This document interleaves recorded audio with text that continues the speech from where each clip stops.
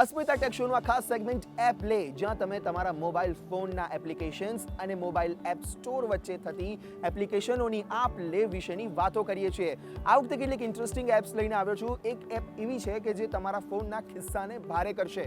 આ ઉપરાંત બીજી એક એપ એવી છે કે જે તમને રોજ બરોજ જરૂર પડે એ કોડ્સ જનરેટ છે, જે કોડ તમને દિવસમાં જોઈતા હોય છે એ પ્રકારના કોડની ઇન્ફોર્મેશન આપે છે. આ ઇન્ડિયામાં બનેલી, ઇન્ડિયા માટે બનેલી એપ છે. પણ એ પહેલાં તમે વિચારી હોય એવી એપ પણ જે તમને મળી ના હોય. તમે એવું વિચાર્યું હશે કે આવું થઈ જાય તો કેટલું સારું, પણ એવું તમે સર્ચ પણ કર્યું હશે પણ કદાચ નહીં મળ્યું હોય, તો એ સમસ્યાનું સોલ્યુશન તમારું છે મારી પાસે એક એપ. ચાલો જોઈએ કઈ છે. તમે વિચારો છો ને કે તમારો ફોન તમારા પીસી સાથે કનેક્ટ થઈ જાય. યસ, હવે આ શક્ય છે કે તમારો ફોન તમારા પીસી સાથે એકદમ સરળતાથી કનેક્ટ થઈ જશે. એપનું નામ છે પુશ બુલેટ એપ. એકદમ ખૂબ જ નાનકડી 3 કે 4 MBની એપ તમારે તમારા ફોનની અંદર ઇન્સ્ટોલ કરવાની હોય છે. આ એપને ફોનમાં ઇન્સ્ટોલ કર્યા પછી તમારા જીમેલ આઈડી અથવા તમારા ફેસબુક આઈડીથી તમે લોગિન થઈ શકો છો. તમારા ફોનમાં સાયમલ્ટેનિયસલી તમારા મોબાઈલની અંદરથી લોગિન થયા બાદ તમારા પીસી પર જઈ તમે pushbullet.com લખો. pushbullet.comની અંદર તમને જીમેલ અથવા ફેસબુક સેમ આઈડીથી તમે લોગિન થાવ. ધીરે ધીરે કન્ફિગર થઈ જશે તમારો ફોન અને આખો ફોન તમારા પીસીમાં ખુલી જશે. બસ ફોન કનેક્ટ થઈ જાય એટલે તમારા ફોનમાં આવતા તમામ નોટિફિકેશનના પોપઅપ તમારા પીસી પર મળશે. એટલું જ નહીં, તમારા તમામ SMS, વોટ્સએપ, ફેસબુક મેસેજ અને આવા તમામ મેસેન્જરમાં આવતા મેસેજો પણ તમને તમારા સ્ક્રીન પર જોવા મળશે, જેનો રિપ્લાય પણ તમે ત્યાંથી આપી શકો છો મોબાઈલને અડ્યા વગર. આ ઉપરાંત તમે તમારા મોબાઈલથી પીસીમાં માત્ર પુશ કરીને કોઈ પણ ફાઇલની 2 ડિવાઇસ વચ્ચે આપ લે પણ કરી શકો છો. એટલું જ નહીં, જો તમારા ફોન પર કોઈનો ફોન આવતો હશે તો એનું પણ પોપઅપ તમને તમારા ડિસ્પ્લે પર જોવા મળશે. છે ને જોરદાર એપ.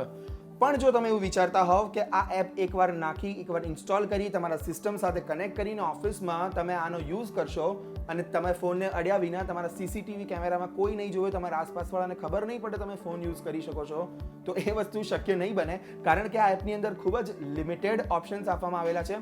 તમારા ફોનની અંદર આવતા કોઈ પણ પ્રકારના નોટિફિકેશન્સ આમાં ખાલી તમને મળે છે અને એના તમે રિપ્લાય આપી શકો છો.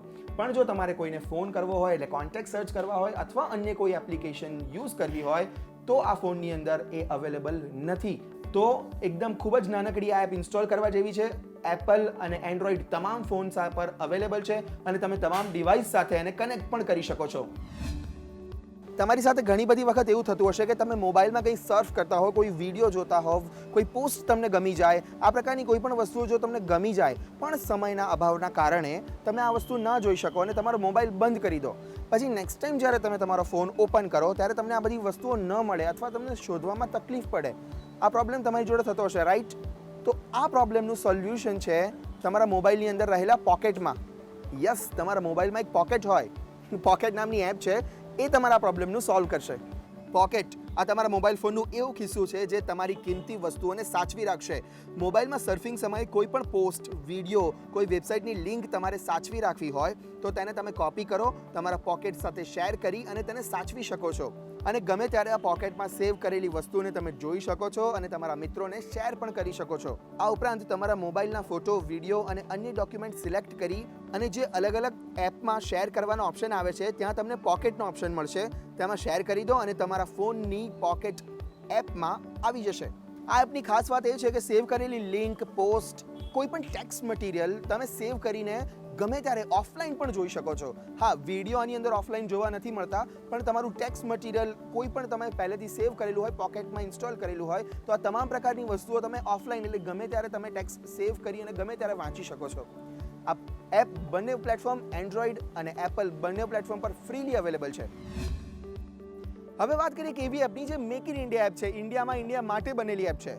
જી હા, એનું નામ છે ઇન્ડિયન કોડ ફાઇન્ડર એપ. આ એપની અંદર તમે દેશના ઘણા બધા કોડને ફાઇન્ડ કરી શકો છો. જેમ કે કોઈ પણ દેશની તમામ બેંકોના IFSC કોડ તમારે સર્ચ કરવા હોય તો કરી શકો છો. કોઈ પણ શહેરના STD કોડ, કોઈ પણ સિટીના, કોઈ પણ એરિયાના પિન કોડ તમારે સર્ચ કરવા હોય તો સર્ચ કરી શકો છો. આ ઉપરાંત તમને ઘણીવાર અજાણ્યા નંબર પરથી ફોન આવતા હોય છે, તો આ ફોન કયા રાજ્યનો છે, કયા નેટવર્ક પ્રોવાઈડરનો છે એ પણ તમે સર્ચ કરી શકો છો. સાથે સાથે દેશમાં જેટલા પણ ટોલ ફ્રી નંબર છે 1800 પ્રકારના, આવા તમામ નંબરની માહિતી પણ આ એપ દ્વારા મેળવી શકો છો. ઇન્ડિયન કોડ ફાઇન્ડરમાં આના સિવાય એક બીજું ફીચર છે અને એ છે ગાડીના નંબર, તમે કોઈ પણ ગાડીનો નંબર, દેશના કોઈ પણ આરટીઓમાંથી પાસ કરાયેલી ગાડીના નંબર અને તેની ઇન્ફોર્મેશન તમે આની અંદર જોઈ શકો છો. તમે સર્ચ કરી શકો છો કે આ ગાડી કયા સ્ટેટની છે. નાનકડી એપ આ જો તમારા મોબાઈલમાં પડી હશે તો તમને ખૂબ મજા આવશે. ગમે ત્યારે તમને કામમાં પણ આવી શકે એવી એપ છે.